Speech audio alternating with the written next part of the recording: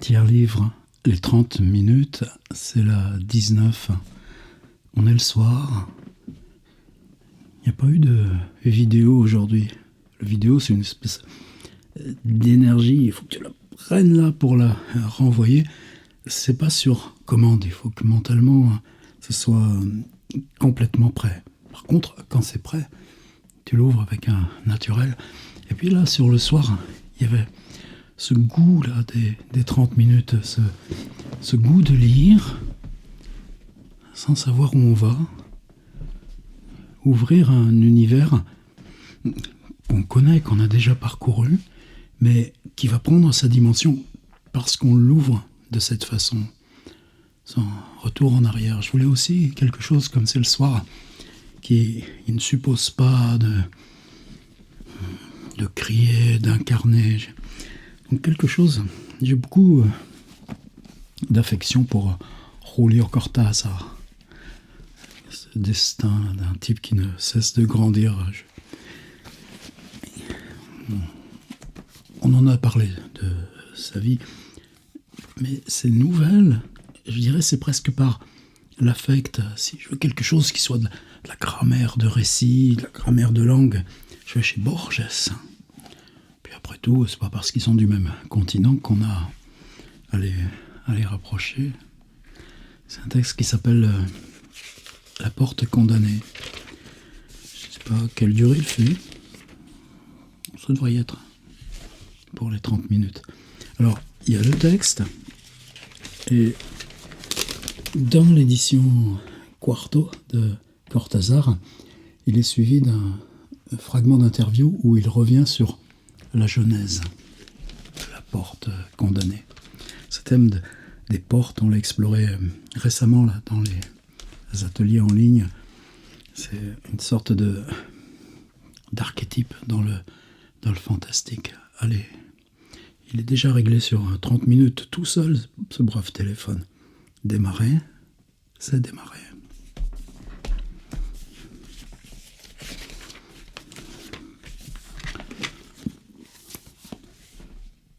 L'hôtel Cervantes plut à Pétrone pour les mêmes raisons qu'il aurait déplu à d'autres. C'était un hôtel sombre, tranquille, presque désert. Une personne rencontrée sur le vapeur de service pendant la traversée du fleuve le lui avait recommandé parce qu'il était dans le quartier central de Montevideo. Pétrone prit, au 2e étage, une chambre avec salle de bain qui donnait directement sur le hall. Le tableau des clés lui apprit qu'il y avait peu de monde à l'hôtel. Les clés étaient lestées de pesants disques de bronze avec le numéro de la chambre. Innocent recours de la direction pour empêcher les clients de les emporter dans leur poche. Vous voyez, comme tout de suite, on a tous en mémoire le contact de ces clés. Et là, quelque chose est joué par l'auteur. Si toi, tu dis, bah ouais, c'est bien vrai ça. Oh, ben je m'en souviens de ces clés. C'est gagné. L'ascenseur le déposait au fond du hall où il y avait la réception avec les journaux du jour et le pupitre du Standard. Il n'y avait que quelques mètres à parcourir pour atteindre sa chambre. L'eau du lavabo était brûlante et cela compensait le manque de soleil et d'air. Sa chambre avait une petite fenêtre qui donnait sur la terrasse d'un cinéma voisin. Ça, c'est pas non plus un hasard. L'espace clos, mais qui devient juste en face à la fenêtre une espèce de boîte à représentation et à récit et histoire. Et projection, évidemment. Un pigeon venait parfois s'y promener. La fenêtre de la salle de bain, plus grande, donnait tristement sur un pan de mur et un lointain morceau de ciel presque inutile. On a presque la même image dans Bartleby, quand Bartleby se place devant le mur aveugle. Sa chambre avait une petite fenêtre qui donnait sur la terrasse d'un cinéma voisin. Un pigeon venait parfois s'y promener. La fenêtre de la salle de bain, plus grande, donnait tristement sur un pan de mur et un lointain morceau de ciel presque inutile. J'ai oublié de dire que la traduction est de Françoise Rosset. Important, la traduction. Les meubles étaient de bonne qualité, il y avait des tiroirs, des étagères en quantité et beaucoup de cintres, chose rare. Le gérant était un homme grand et maigre, complètement chauve. Il portait des lunettes à monture d'or et parlait de cette voix forte et sonore qu'ont les Uruguayens. Il dit à Pétrone que le deuxième étage était très tranquille et que dans l'unique chambre voisine de la sienne, attention, logeait une dame seule. Employé, il ne savait tout. Là encore, comment l'indétermination, le cinéma, le pan de mur, mais le personnage est presque dans la même indétermination. Et ne revenant à l'hôtel que le soir. Pétrone la rencontra le lendemain dans l'ascenseur. Il sut que c'était elle en voyant le numéro de la clé qu'elle présenta sur la paume de sa main, comme si elle offrait une énorme pièce d'or.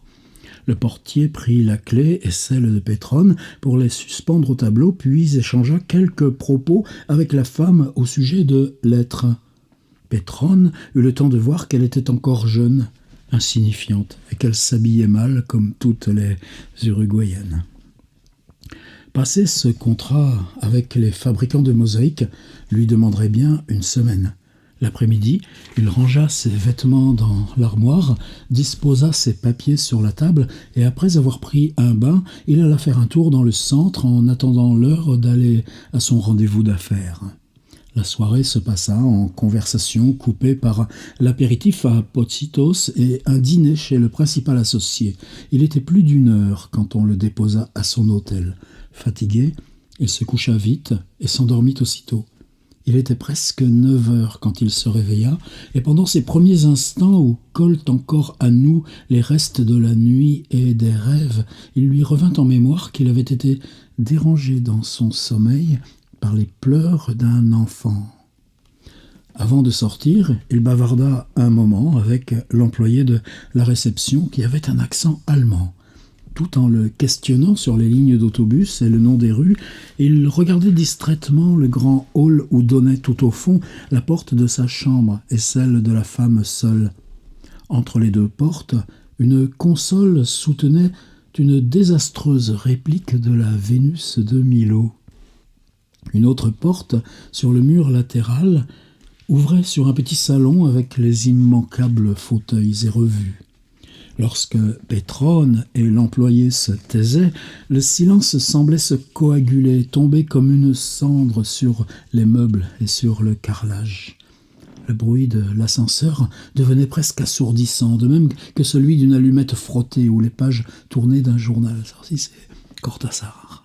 Tout d'un coup, c'est très simple. On ne parle plus que des bruits. Mais les bruits vont aller chaque fois, l'énorme bruit de l'ascenseur, le bruit de la ville au loin, et puis ce silence qui résonne dans le hall d'hôtel. Et tout d'un coup, le temps s'installe parce qu'on est passé à la description uniquement auditive. Les réunions prirent fin à la tombée de la nuit et Pétrone fit un tour rue du 18 juillet avant de dîner dans une des cafétérias de la place de l'Indépendance. Tout se passait bien et il pourrait peut-être rentrer à Buenos Aires plus vite que prévu. Il acheta un journal argentin, un paquet de cigarettes brunes et revint lentement à pied à son hôtel.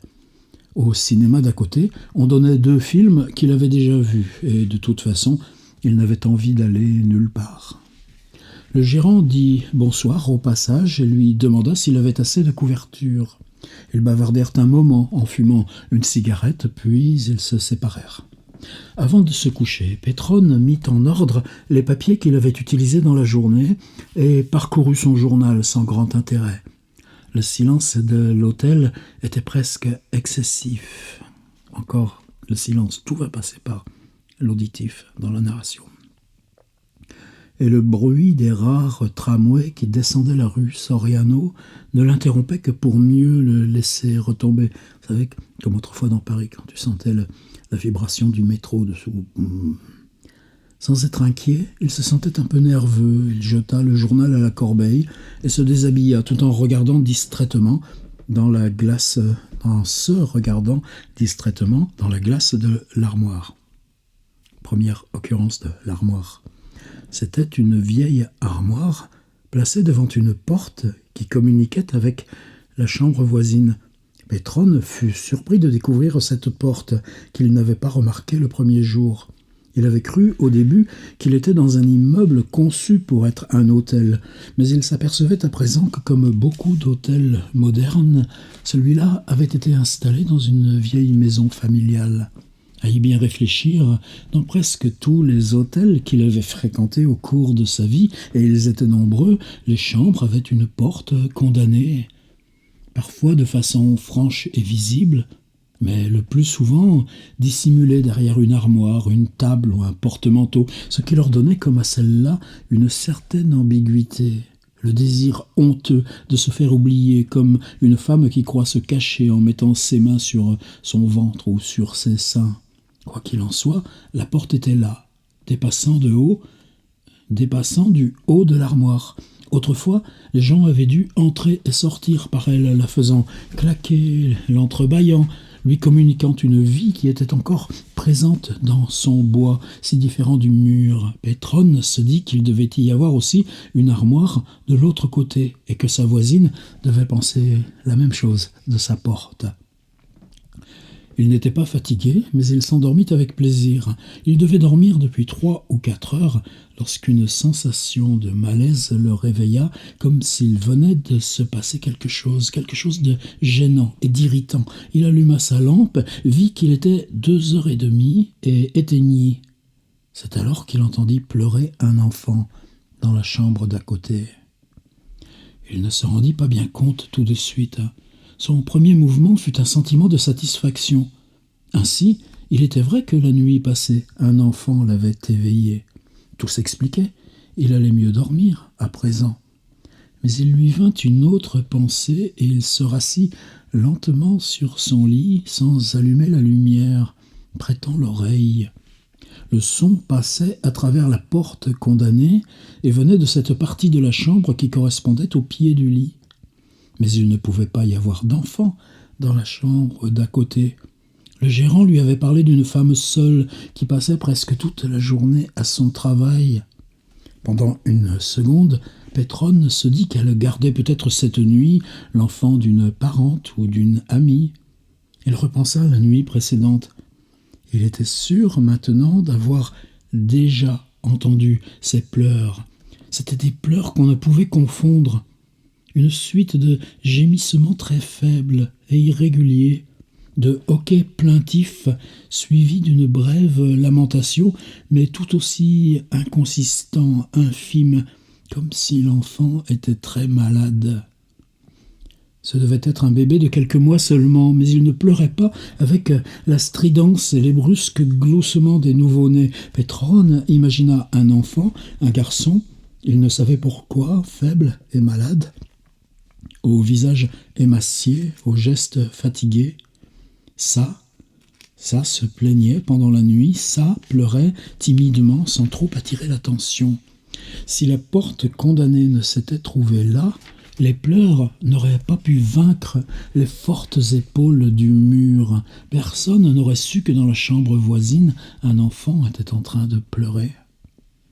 Le lendemain matin, Pétrone repensa à sa nuit tout en prenant son petit déjeuner et en fumant une cigarette. Il était important qu'il dormît bien pour le travail de ces jours-ci. Or, il s'était réveillé 2 fois en pleine nuit, et les 2 fois à cause des pleurs. La deuxième fois, ce fut pire, car on entendait en plus la voix de la femme qui essayait de calmer l'enfant. La voix était très basse, mais tellement anxieuse que ça lui donnait un ton théâtral. Ce n'était qu'un murmure, mais il traversait la porte avec autant de force que si la femme eût crié à tue-tête. L'enfant cédait par moments au bercement, à la prière, puis il reprenait avec un petit gémissement entrecoupé son inconsolable peine. Et la femme, à nouveau, murmurait des mots incompréhensibles, l'incantation des mères pour calmer l'enfant tourmenté par son corps ou par son âme, par la menace de la mort ou la menace de la vie. Tout cela est très joli, mais le gérant s'est fichu de moi, pensant Pétrone en sortant de sa chambre. Ce mensonge l'agaçait, et il ne le cacha point. Le gérant ouvrit de grands yeux. « Un enfant ? Vous avez dû vous tromper. Il n'y a pas d'enfant à cet étage. À côté de votre chambre habite une dame seule. Je crois même vous l'avoir déjà dit. » Pétrone hésita à répondre. Ou bien l'autre mentait stupidement, ou l'acoustique de l'hôtel lui avait joué un mauvais tour. Le géant le regardait de travers à présent, comme si cette réclamation l'irritait à son tour. « Il me croit peut-être timide et pense que je cherche un prétexte pour changer d'hôtel, » pensa Pétrone. Il était difficile et vaguement absurde d'insister devant une dénégation aussi nette. Il haussa les épaules et demanda le journal. « J'ai sans doute rêvé, dit-il, agacé d'avoir à faire pareille réponse et même d'avoir à répondre quoi que ce fût. » Le cabaret était mortellement ennuyeux et les deux amphitryon de Pétrone semblaient partager son peu d'enthousiasme. Aussi fut-il facile à Pétrone d'alléguer la fatigue de la journée et de se faire reconduire à l'hôtel. Il fut décidé qu'on signerait les contrats le lendemain après-midi. L'affaire était pratiquement conclue. Là, il y a une petite coupe, hein. Une ligne en blanc, c'est la journée. C'est pas la journée qui est intéressante, on se retrouve le soir. Le cabaret était mortellement ennuyeux. Mais Cortassar nous le dit pas, hein. C'est nous qui devinons, à cause du blanc. Et que si on se retrouve au cabaret, c'est que la journée de travail est finie. Le cabaret était mortellement ennuyeux. Et les deux amphitryon, le cabaret était mortellement ennuyeux. Et les deux amphitryon de Pétrone, c'est pas un mot qu'on utilise tous les jours, hein, amphitryon, semblaient partager son peu d'enthousiasme aussi. Fut-il facile à Pétrone d'alléguer la fatigue de la journée et de se faire reconduire à l'hôtel. Il fut décidé qu'on signerait les contrats le lendemain dans l'après-midi. L'affaire était pratiquement conclue. Le silence dans le hall de l'hôtel était si grand que Pétrone se surprit à marcher sur la pointe des pieds. On lui avait laissé un journal du soir sur la table de nuit. Il y avait aussi une lettre de Buenos Aires. Il reconnut l'écriture de sa femme. Avant de se coucher, il examina l'armoire et la partie de la porte qui dépassait au-dessus. Peut-être, s'il posait ses deux valises sur l'armoire, cela amortirait-il le bruit ? Comme toujours à cette heure-là, on n'entendait rien. L'hôtel dormait, les choses et les gens dormaient. Mais Pétrone, de mauvaise humeur, se mit à penser qu'il en allait tout autrement, que tout était éveillé, au contraire, éveillé et aux aguets au milieu du silence. Éveillé et aux aguets au milieu du silence. Son angoisse inavouée devait se communiquer à la maison, aux gens de la maison, leur prêtant une volonté de vigilance sournoise. Bêtise que tout cela. Il ne prit pas cependant la chose au tragique quand les pleurs de l'enfant le tirèrent de son sommeil vers 3 heures du matin. Il s'assit sur son lit et se demanda si le mieux ne serait pas d'appeler le veilleur de nuit pour lui faire constater qu'il était impossible de dormir dans cette chambre. L'enfant pleurait si faiblement que par moments on ne l'entendait plus. Mais Pétrone sentait que les pleurs étaient toujours là, qu'ils ne cessaient pas, et qu'ils allaient bientôt redoubler. Il s'écoulait 10 ou 20 interminables secondes, et à nouveau un hoquet léger, une plainte à peine perceptible qui se prolongeait doucement, puis se brisait en pleurs véritables.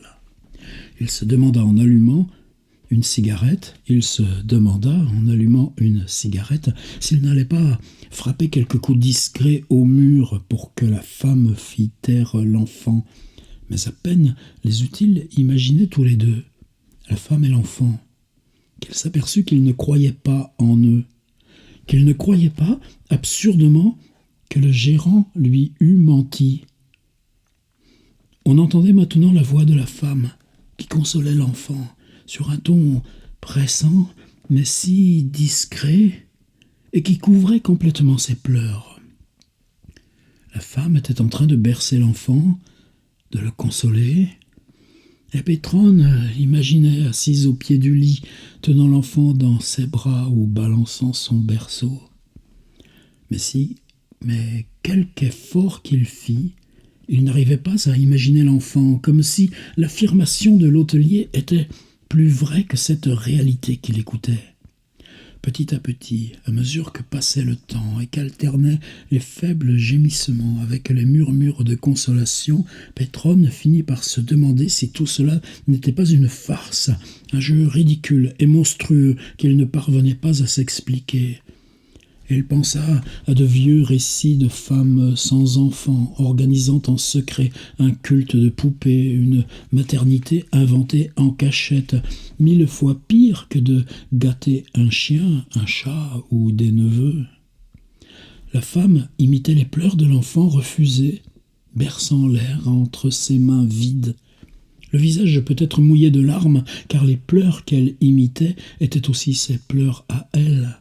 Sa grotesque douleur dans la solitude d'une chambre d'hôtel, protégée par l'aube et par l'indifférence. Incapable de se rendormir, il alluma sa lampe de chevet et se demanda ce qu'il allait faire. Il était d'une humeur massacrante et comme envenimé par cette atmosphère où tout soudain lui paraissait truqué, faux, creux. Le silence, les pleurs, la berceuse, seule chose réelle de cette heure entre jour et nuit, et qui pourtant le trompait de tous leurs mensonges insupportables. Frappé au mur, lui paraissait trop peu. Il n'était pas complètement éveillé, bien qu'il lui eût été impossible de se rendormir sans savoir comment. Il se retrouva en train de pousser peu à peu l'armoire pour dégager la porte recouverte de poussière. En pyjama et pieds nus, il s'y colla comme un mille-pattes et, approchant sa bouche des planches, il se mit à imiter d'une voix de fausset imperceptible le gémissement qui venait de l'autre côté. Il monta d'un ton, gémit, sanglota. De l'autre côté, il se fit un grand silence qui allait durer toute la nuit, mais auparavant, Pétrone avait pu entendre la femme courir à travers la chambre avec un claquement de pantoufles, poussant un cri bref, le début d'un hurlement qui se coupa net comme une corde trop tendue. Blanc. Il était plus de 10 heures lorsqu'il passa devant la réception. Dans un demi-sommeil, vers 8 heures, il avait entendu la voix du garçon d'étage et celle d'une femme. Quelqu'un avait marché dans la chambre d'à côté, traînant des choses. Il vit une malle et 2 grandes valises près de l'ascenseur. Pétrone trouva au gérant l'air un peu dérouté. « Vous avez bien dormi cette nuit ?» lui demanda-t-il sur un ton professionnel qui cachait mal l'indifférence. Pétrone haussa les épaules. Il ne voulait pas revenir là-dessus puisqu'il ne lui restait plus qu'une nuit à passer à l'hôtel. « De toute façon, vous serez plus tranquille à présent, dit le gérant en regardant les valises. La dame nous quitte à midi. Il attendait un commentaire. Pétrone l'encouragea d'un coup d'œil. Il y avait longtemps qu'elle était là, elle s'en va comme ça, tout d'un coup. On ne peut jamais savoir avec les femmes. Non, en effet, répondit Pétrone. Dans la rue, il se sentit pris de nausées qui n'étaient pas physiques. Il avala un café sans sucre et se mit à ruminer cette histoire, oubliant ses affaires, indifférent au soleil splendide. C'était sa faute si cette femme quittait l'hôtel, folle de peur, de honte ou de rage. Il y avait longtemps qu'elle était là. C'était une malade peut-être, mais inoffensive. Ce n'était pas elle, mais lui qui eût dû quitter l'hôtel. Il était de son devoir de lui parler, de s'excuser, de lui demander de rester en lui jurant une entière discrétion. Il revint vers l'hôtel à mi-chemin, s'arrêta. Il avait peur de faire un faux pas, peur que la femme ait une réaction imprévue. Et puis, il était déjà l'heure de son rendez-vous. Il ne voulait pas faire attendre ses 2 associés, qu'elle aille se faire fiche. Ce n'était qu'une hystérique. Elle trouverait bien un autre hôtel où soigner son fils imaginaire. Mais le soir, elle se sentit mal à l'aise de nouveau. Et le silence de la chambre lui parut plus lourd encore. En entrant dans l'hôtel, il n'avait pu s'empêcher de regarder le tableau des clés où manquait déjà celle de la chambre voisine. Il échangea quelques mots avec le gardien de service qui attendait en bâillant le moment de s'en aller et regagna sa chambre sans grand espoir de pouvoir dormir. Il avait les journaux du soir et un roman policier l'occupa le temps en faisant ses valises et en mettant de l'ordre dans ses papiers. Il faisait chaud, il ouvrit à 2 battants la petite fenêtre. Le lit était parfaitement fait, mais il le trouva dur et incommode. Il avait enfin tout le silence nécessaire pour dormir à poings fermés, et ce silence lui pesait. Il se tournait et retournait dans son lit, comme vaincu par le silence qu'il avait obtenu par ruse, et dans son lit comme vaincu par le silence. Ah là là, je lis 2 fois la même ligne, ça arrive des fois. Il se tournait et se retournait dans son lit comme vaincu par le silence qu'il avait obtenu par ruse, et qu'on lui retournait en entier, et vengeur. Il pensa, ironiquement, qu'il regrettait les pleurs de l'enfant, que ce calme parfait ne lui suffisait pas pour dormir, et moins encore pour rester réveillé. Il regrettait les pleurs de l'enfant, et quand il les entendit, beaucoup plus tard, faibles, mais reconnaissables entre 1000 à travers la porte condamnée, il sut, au-delà de la peur, au-delà de la fuite en pleine nuit, que tout était bien ainsi, et que la femme n'avait pas menti, qu'elle ne s'était pas menti en berçant l'enfant, en voulant que l'enfant se taise pour qu'ils puissent, eux, dormir.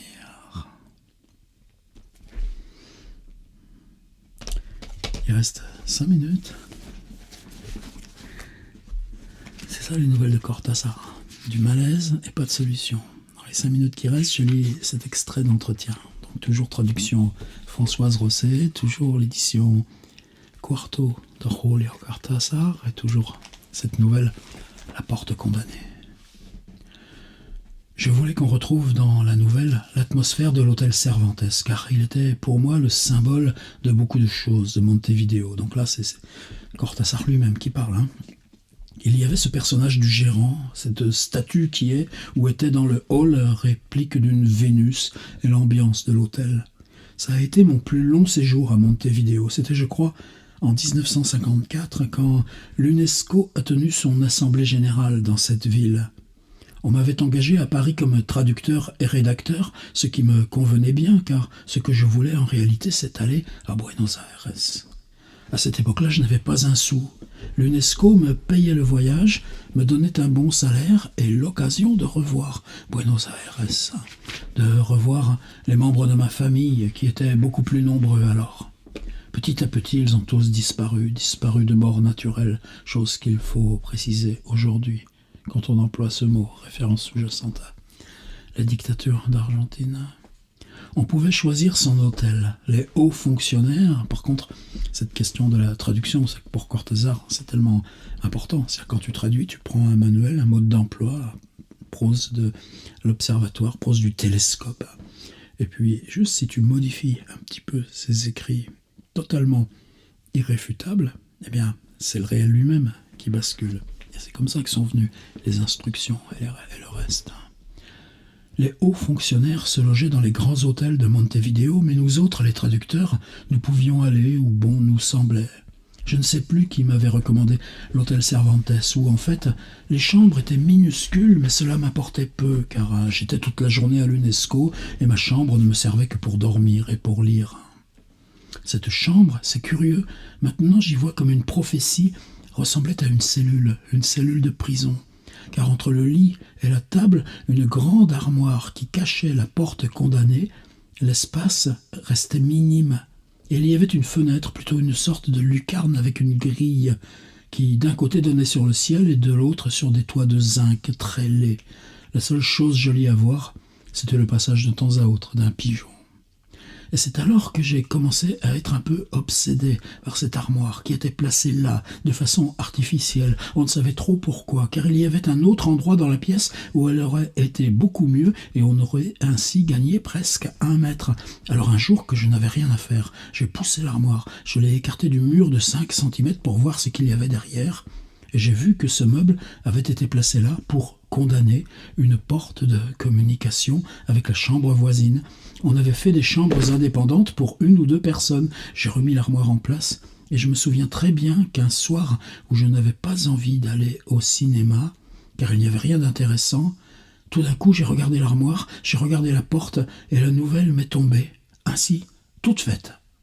Soudain, l'idée qu'il y avait une raison pour laquelle cette porte était condamnée, car c'était étrange qu'elle le fût, instaurait dans l'autre pièce une ambiance étrange.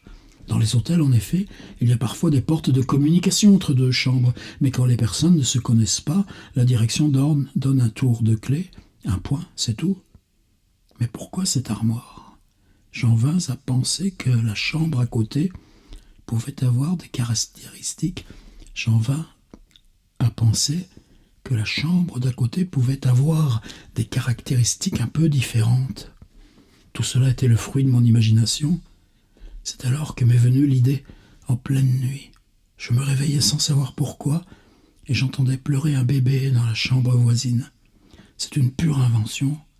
Ce qui n'est pas inventé, c'est l'hôtel, le gérant, ma conversation avec le gérant, non pas à propos de la femme, un échange de banalités.